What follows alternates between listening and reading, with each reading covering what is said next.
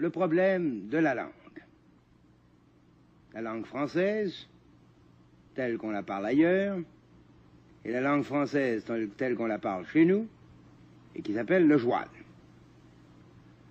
Évidemment, vous avez beaucoup entendu parler d'unilinguisme français, en particulier par nos adversaires. Et ça a pu vous donner une fausse idée de ce que nous proposons, de ce pourquoi nous nous battons. Monsieur Lesage, par exemple, se fait fort de dire « Même la France n'est pas unilingue française », ce qui est stupide. La France est unilingue française. Comme l'Angleterre est unilingue anglaise, la Suède unilingue suédoise, le Mexique unilingue espagnole. Et il est évident qu'en France, on travaille en français, on gagne sa vie en français, on gouverne en français, on étudie en français, on dépense son argent en français. Quoi qu'en pense M. Lesage, la France est unilingue française. Ce qui n'empêche pas beaucoup de Français de parler anglais, allemand, chinois, japonais. Ce qui n'empêche pas les Français d'avoir des relations internationales, de commercer avec le reste du monde, de faire de la politique internationale. Mais les Français, comme les Anglais, comme les Suédois, comme les Mexicains, se sont placés dans une situation normale. Ils ont accordé toute la priorité à la langue de la majorité.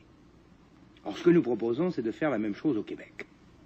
Nous, les Canadiens français, nous formons plus de 83% de la population du Québec.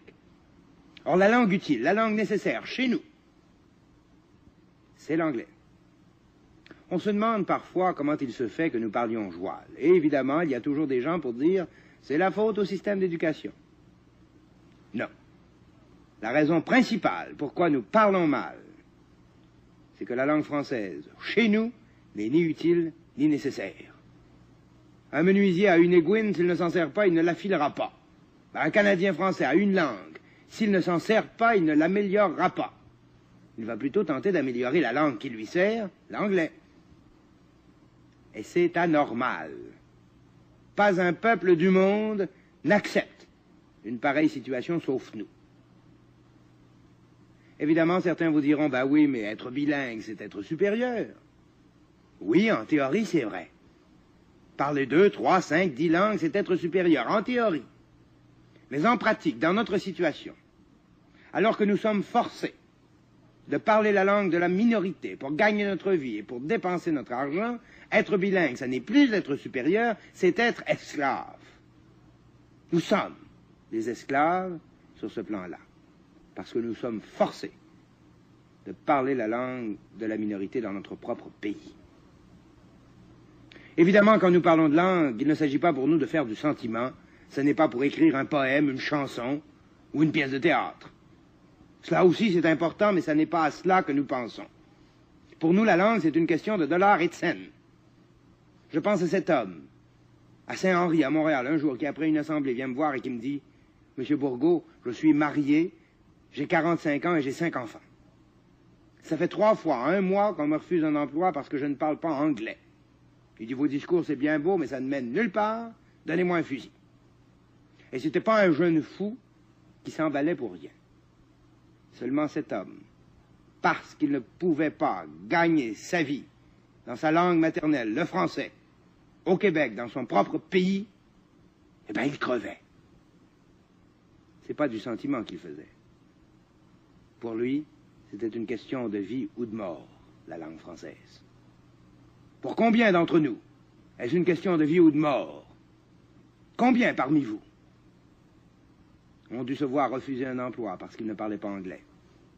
Combien parmi vous ont dû se voir refuser un emploi ou une promotion parce qu'ils ne parlaient pas suffisamment anglais, qu'ils n'étaient pas parfaitement bilingues, ou tout simplement parce qu'ils étaient Canadiens français? Je vais vous raconter ici ce que j'ai raconté plusieurs fois depuis 1 mois, et qui est un exemple frappant de notre situation de colonisés, ici même dans notre pays au Québec. J'étais à Shefferville, il y a à peu près 1 mois. J'y rencontre M. Bob Girardin, gérant des mines de l'Iron Ore of Canada. M. Girardin me dit, il n'y a pas de racisme ici, il n'y a pas de discrimination. Nous engageons anglais, français, chinois, ça n'a aucune importance. Tout le monde sur un pied d'égalité. Et alors je lui ai dit, je vais vous poser un petit problème et répondez-moi franchement. J'ai dit, je suppose que demain matin, il s'ouvre ici à Shefferville, à l'Aéronord, un magnifique emploi, très bien payé, un emploi de direction, 35-40 000 piastres par année. J'ai un ami, moi, extrêmement compétent. Il a 12 doctorats, 23 maîtrises, 36 licences.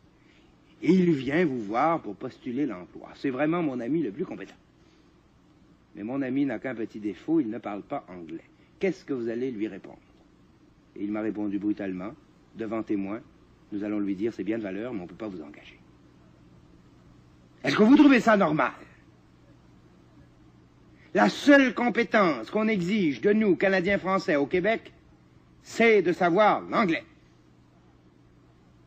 Les doctorats, les maîtrises, les licences, ça ne compte pas. Vous les jeunes, vous êtes dans vos écoles, vous acquérez une compétence.